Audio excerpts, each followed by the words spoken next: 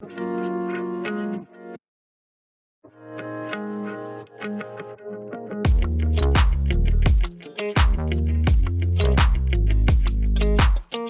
everyone, welcome to the PGA Players Podcast. I'm your host, Aaron Goldberg, certified financial planner and private wealth advisor at AWM Capital. Last week, we had one of my business partners on, Eric Averill, and we talked about some of the unique financial needs of professional golfers and professional athletes. If you're just joining us today, this is a podcast for professional golfers. We're trying to get some of the information out to players that, from a player's point of view, they need to know from a financial perspective. Today, we're going to talk a little bit about some of the things you should be looking at in the off season. Coming up this week is the last event on the calendar. So most guys are in their off season already or about to be in their off season. So we want to make sure that we're keeping in mind some of the important things to take care of in that off season so that we can hit the January calendar with a fresh start, knowing that all of our financial needs are taken care of and remove as many distractions as possible. So one of the main things that I talk to players about is removing those distractions so that when they get out to a tournament, when they get out to the golf course, the last thing they're thinking about is their finances. The last thing they're thinking about is money. They're just able to play. I heard a quote one time and I tried to find who said it, but I wasn't able to find it. But it made a lot of sense to me. And it said, performance equals opportunity minus distraction. And really, at the end of the day, if we can remove as many distractions as possible, then we can go out there and perform to the best of our abilities. So getting started today, one of the first things that we need to take care of with our wealth management team in the off season is any sort of tax planning issues going into the end of the year, the calendar year, that is. For most people, they should be taking care of this along the way throughout the year, and hopefully you are. But there's some housekeeping items at the end of the year that we want to make sure that we touch on. So whether that be some retirement plan contributions, if you have a spouse that you're paying as an employee, you should pay them and make sure that's paid out before the end of the year. Doing some tax planning for 2021 or your next year coming up. Making sure that a corporation's set up if that's what you're going to be filing as, your retirement plan. If you have an individual 401k or if you're going to be setting one up, you want to make sure that's taken care of before the end of the year.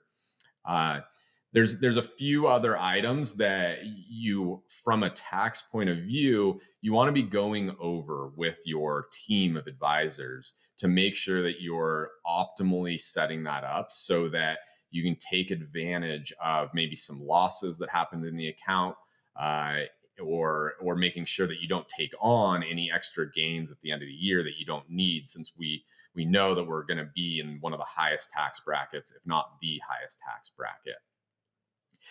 One of the other things that I talk to players about is taking a realistic perspective and point of view for what their calendar is going to look like next year. Maybe we didn't have a great year and we have conditional status going into next year, or maybe we know we're not going to play as many events or have access to as many events. We want to make sure that we have enough cash set aside to fund the year and make sure that we have all of our expenses taken care of. The last thing we want to be worrying about when we're at a tournament or going to tournaments is needing to make a cut, needing to make money to fund the next couple of events, because we don't want to have to sell out of investments that maybe are illiquid or maybe they're down at the current time. We want to make sure that those long-term investments are meant for long-term, and then our short-term needs are met by some of our short-term funds like cash or some other instruments that are very similar. So I think it's something that's overlooked quite a bit, and we want to make sure that we are taking that into account and not just relying on playing well every week. Obviously, we want to be playing well every week, and hopefully we are, but sometimes, we go in through a little slump, or we just don't play as many weeks as we thought we were going to, and those expenses come up. Parlaying off of that, the other thing we want to take into account is some of our personal expenses or personal goals that we have for the following year or even the year after, we want to make sure we're communicating that to our team. So let's say you're thinking about buying a new house, or you need to buy a couple cars, or you're getting married, or you're going to have a kid. Those big life events that are going to cost money, we want to make sure that we're planning for them. We want to make sure that we've set aside the funds, similar to when we're going to set aside funds for the next year's expenses to play. We want to make sure that we're setting aside those funds so that we have them in cash, or we have them available, and we're not in a longer term investment with those funds, and setting ourselves up for some added risks that we don't need. With that, it's also a good time to take stock of how much are we spending on a monthly basis at home and in our personal lives. We make a lot of money out on tour, and it's great, but we can find ourselves falling into the trap of spending a lot of money too. And that's fine, but we want to make sure that our lifestyle is sustainable, because nobody else is going to talk to you about this. Your agent, I love, agents are great. My agent was fantastic, but at the end of the day, their job isn't to tell you, hey man, you're spending a little bit too much money, you should really cut back. That's not their job. Same with your swing coach. They're not going to talk to you about that. Your wife or your girlfriend, probably not. Even your accountant, maybe they may bring it up a little bit, but at the end of the day, they're looking for deductions. And so if you spend a little bit more, they can write off more, and maybe they save you a little bit on the tax side. But at the end of the day, that's not really what we're looking at. We want to make sure that lifestyle spending is sustainable for a long-term period of time. So your team of wealth advisors should be the ones having that conversation with you, and you should be having that conversation with them, so that we make sure that we know we can keep spending the amount that we are for a long-term basis, all the way through not only our playing days, but hopefully through retirement as well. The other one of the other items that we want to talk about with our team going into the end of the year is some of the charitable planning. One of my favorite things about playing out on tour was the involvement with the community, the charities we were able to support and get involved with.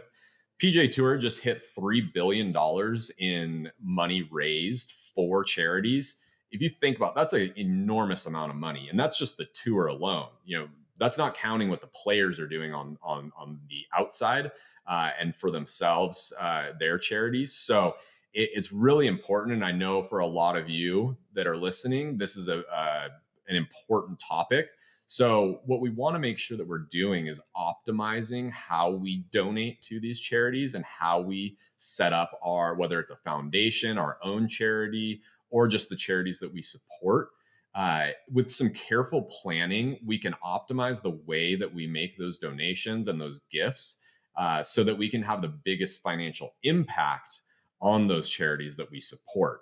At the end of the day, if we're going to be spending our time and our funds to support one of these charities, we want to do it to the best of our ability, just like we do with everything else. So if we can optimize that and save some money on the tax side, that allows us to either spend more time with them, spend more, give more money, or give us some more savings so that we have the capability of supporting them more in the future.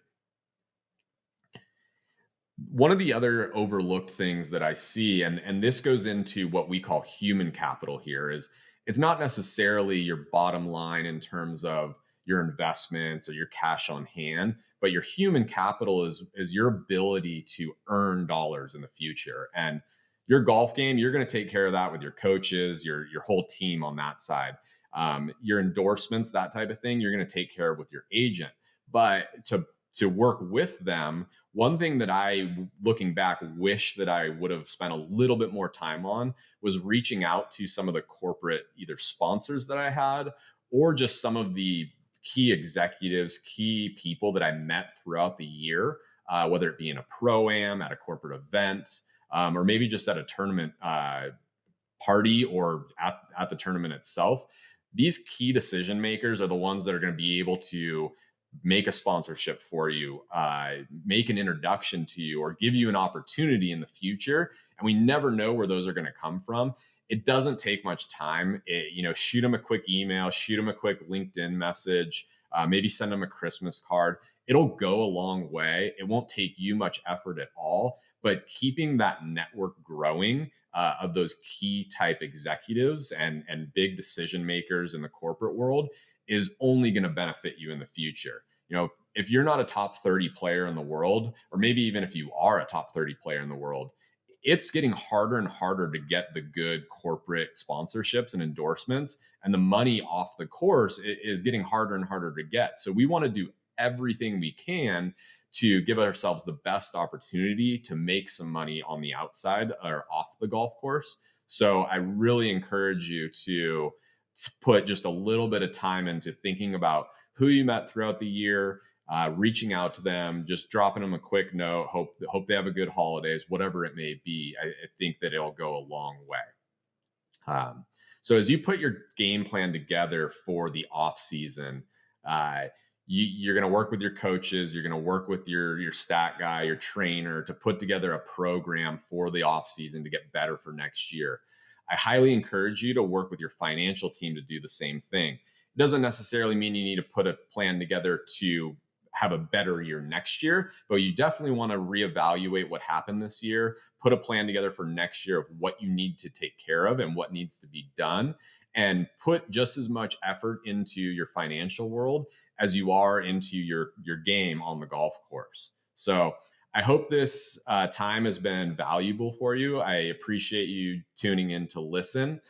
And until next time, stay humble, stay hungry, and always be a pro.